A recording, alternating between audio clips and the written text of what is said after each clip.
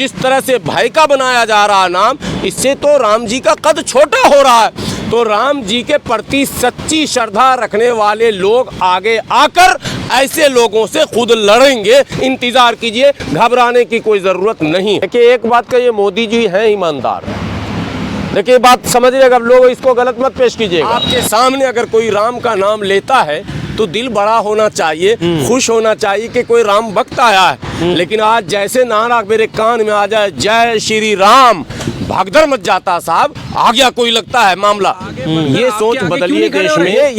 ये सवाल मैंने कई बार उठाया कि जैसे मॉब लिंचिंग होती है, मेरी मॉब लिंचिंग हो रही है, अफराजुल की हो रही है, तबरेज की हो रही है, पहलू खां की हो रही है, किसी की भी हो रही है। तो मॉब लिंचिंग करने वाले तो चुटकी भर लोग हैं, मुट्ठी भर भी नहीं है। लेकिन बाकी लोग जो तमाशेबीन हैं वो तो Sapa, Basapa, Congress, RJD, JDU, TMC, CPM, CPI इत्यादि इत्यादि सेकुलर पार्टियों के हैं। वो क्या कर रहे हैं? उन्हें कम से कम ये तो कहना चाहिए आगे आकर, भैया इसको क्यों मार रहे हो, ये तो मेरा वोटर है, और वो भी एग्रीमेंट किया हुआ वोटर है। आप देखिए ना, कसमें खिलाई जा रही। ममता बनर्जी ने राम का कसम नहीं खिलाया। ताज्जुब की बात है, ममता बनर्जी अल्लाह का कसम खिलवा रहे हैं। ममता बनर्जी कह रही है अल्लाह की कसम खाओ भाजपा को वोट नहीं देंगे। दीदी, मुसलमान वोट देता ही नहीं है, दिया ही नहीं है, देगा ही नहीं, आप इसको कसम खिला रहे हैं। जो दे रहा उसको कसम खिलाइए ना। सवाल यहाँ पर वोट का या वोट बैंक का नहीं है, मैं एक माइंडसेट का कह रहा हूँ। तो जो सेकुलरिज्म के आड़ में कुछ हमारे लीडरान भी जो मैंने मिसगाइड कर रहे हैं, मिसलीड कर रहे हैं, उनको मैं सतर्क करना चाहता हूँ। आम जन यहाँ का सेकुलर है, बड़ी आबादी यहाँ का बहुत अच्छी सोच का है, लेकिन कहीं ना कहीं वो चुप है। उसकी चुप्पी का ये चुटकी भर लोग, मुट्ठी भर लोग फायदा उठा रहे हैं। इसलिए मैं देश के उन तमाम सेकुलर सोच रखने वालों से हाथ जोड़कर विनती करता हूँ, अब आप चुप मत रहिए। आपके सामने अगर कोई राम का नाम लेता है तो दिल बड़ा होना चाहिए, खुश होना चाहिए कि कोई राम भक्त आया है। लेकिन आज जैसे नारा मेरे कान में आ जाए जय श्री राम, भागदड़ मच जाता साहब, आ गया कोई लगता है मामला। ये सोच बदलिए देश में। और अगर इस सोच को नहीं बदलेंगे तो नुकसान उनका होगा जो अपने आप को करोड़ों करोड़ों में गिनाते हैं। 100 करोड़ सनातन धर्मी हैं, वो बाद में उनकी गिनती 90, 80, 70, 60 होते होते जो कहा जा रहा है ना 50 और 75 सन बार बार गिनाया जाता है। टीवी डिबेट पे आप देखते ही होंगे। इसीलिए ये प्लान लाओ, वो प्लान लाओ, सीए लाओ, एनआरसी लाओ, यूसीसी लाओ, फैमिली प्लानिंग लाओ, फला लाओ, सारे हथकंडे हो रहे हैं। यूनिवर्सिटियों पर ताला लगाओ, इनके पढ़ने पर रोक लगाओ, इनके बढ़ने पर रोक लगाओ, इनके फलने फूलने पर रोक लगाओ। वो सब कुछ जो हो रहा है, वो कुछ भी आप कर लो, उल्टी पड़ गई सब तदबीरें, कुछ भी दवा ने न काम किया। और आखिर ये बीमार दिल ने आखिर काम तमाम किया। अंतोगतवा जिस रास्ते पर ये चल रहे हैं, ये रास्ता इनको माइनस पर लेकर जाएगा। ये रास्ता इनको हर हाल में नुकसान दिलवाएगा। ये रास्ता उनकी आबादी को कम करेगा, उनकी आस्था को कमज़ोर करेगा, उनकी सोच पर ग्रहण लग जाएगा। जो लोग आज दर्शन के लिए लाइन लगाए हुए हैं, कल को वो गंभीर होकर कभी एकांत में सोचेंगे कि राम जी के कद को जिस तरह से पेश किया जा रहा है इस देश में, राम जी का नाम जिस तरह से भय का बनाया जा रहा नाम, इससे तो राम जी का कद छोटा हो रहा है। तो राम जी के प्रति सच्ची श्रद्धा रखने वाले लोग आगे आकर ऐसे लोगों से खुद लड़ेंगे। इंतजार कीजिए, घबराने की कोई जरूरत नहीं। चलिए, लेकिन मेरा सवाल हमेशा वही रहता है कि क्यों इस तरह की धर्म की राजनीति हो रही है कि इस तरह की किसी को भी आज़ादी मिल जाती है, किसी को कुछ भी बोलने की। देखिए, अभिव्यक्ति की स्वतंत्रता भारत में है और उसकी एक सीमा है, उसका एक दायरा है। उस दायरे को कोई अगर क्रॉस करता है तो उस पर कार्रवाई होती है। और देश में कई लोगों पर कार्रवाई हुई है बोलने के कारण, ऐसा नहीं कि नहीं हुआ।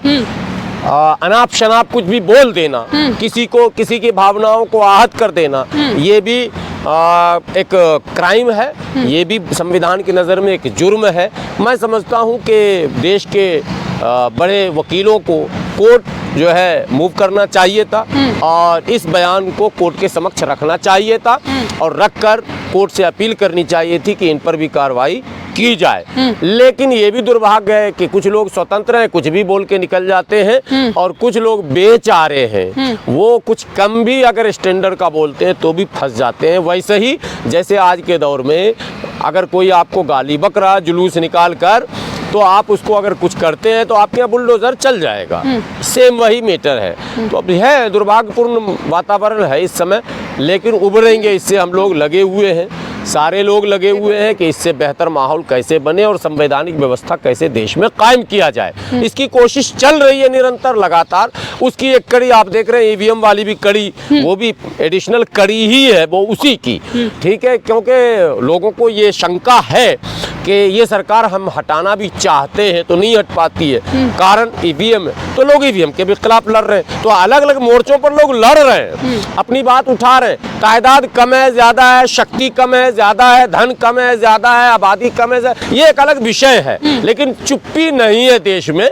मुझे इस बात का गर्व है कि देश में बोलने वालों की संख्या भी बहुत है, खूब बोल रहे हैं और अच्छे से बोल रहे हैं, तर्कों के साथ बोल रहे हैं, अच्छे शब्दों का प्रयोग कर रहे हैं, जवाब भी दिया जा रहा।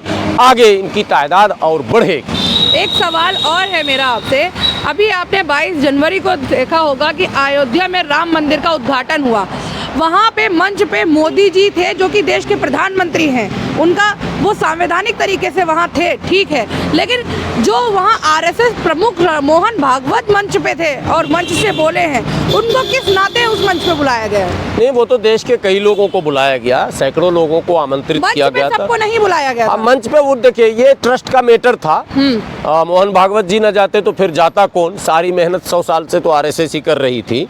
मोदी जी तो प्रतीक एक है, मोदी जी को नहीं जाना था, ये आप कहिए। संवैधानिक पद पर बैठे लोगों को धार्मिक अनुष्ठानों में शामिल अगर हो भी जाते हैं गेस्ट के तौर पर तो ठीक है, लेकिन जो दृश्य वहाँ दिखा, जो मंजर दिखा, जो भाषण हुआ, जो बातें रखी गई, वो थोड़ी निराशाजनक बातें हैं। उन्होंने संविधान से ज़्यादा, बहुत ज़्यादा, यहाँ तक के संविधान को पीछे रखते हुए भी कुछ बातें कही हैं जो अभी सोशल मीडिया पर सब वायरल है। बहरहाल घबराने की कोई ज़रूरत नहीं है, निराशाजनक स्थिति अभी नहीं है, अभी काम करने का पूरा अवसर है हम लोगों को। और जो लोग भी काम करना चाहते हैं, लोकतंत्र को बचाना चाहते हैं, डेमोक्रेसी को बचाना चाहते हैं, भारत के में संवैधानिक व्यवस्था बनाना चाहते हैं, प्यार मोहब्बत भाईचारा एकता अखंडता के लिए जो लोग प्रयास कर रहे हैं, उनके लिए अभी काम करने का वक्त समय है। बिल्कुल डटकर आइए, मिलकर लड़िए और मिलकर इन चुनौतियों का सामना करते हुए देश के अंदर प्यार प्रेम भाईचारा एकता और अखंडता के साथ भारतीय संविधान पर अक्षरशः राजनेता कैसे अमल करें, अफसरशाही कैसे अमल करे, इसका वातावरण बनाया जाएगा। एक आखिरी सवाल है मेरा, क्या लगता है ये अयोध्या में जो राम मंदिर बना है, इसकी वजह से मोदी जी तीसरी बार सत्ता में आ रहे हैं? नहीं, ये वजह तो ये भी रहेगा। देखिए, एक बात का, ये मोदी जी हैं ईमानदार। देखिए, बात समझिएगा, लोग इसको गलत मत पेश कीजिएगा। बाकी राजनेताओं ने चुनाव में से पहले जो कुछ मैनिफेस्टो में कहा उस पर अमल नहीं किया। आप दिल्ली में खड़ी है, दिल्ली में केजरीवाल की सरकार बार बार मैनिफेस्टो में लिखा ये करूंगा, वो करूंगा, दिस करूंगा, दैट करूंगा, कच्चे को पक्का करूंगा, परमानेंट करूंगा, कुछ नहीं किया। भ्रष्टाचार मिटा दूंगा, नहीं मिटा। लेकिन मोदी जी ने कहा 370 हटा दूंगा, हटा दिया। राम मंदिर बना दूंगा, बना दिया। ये भी कह रहे हैं हिंदू राष्ट्र ला दूंगा, हो सकता है अगले चुनाव में हिंदू राष्ट्र भी हो जाएगा। लोगों को भरोसा जग रहा। जो नकारात्मक और सकारात्मक दो शब्द हैं, लेकिन इन नकारात्मक सकारात्मक शब्दों पर अड़ने वाला भी एक शब्द होता, यानी कोई जोता निडर, तो वो निडर हमेशा निडर रहे इसकी गारंटी नहीं होती है। कहीं निडर भी है और कहीं कॉम्प्रोमाइज भी करता है, लेकिन ये कॉम्प्रोमाइज नहीं कर रहे हैं, नकारात्मक दिशा में ही बड़ी मजबूती से आगे बढ़ रहे हैं। हमारे जो दूसरे लीडरान हैं, ये सकारात्मक दिशा में भी नकारात्मक तरीके से चल रहे हैं। इसलिए अविश्वास का वातावरण बन रहा। आज दूसरी पार्टियों का जनता में भरोसा इसलिए नहीं हो पा रहा कि आप कहते कुछ हैं और करते कुछ हैं।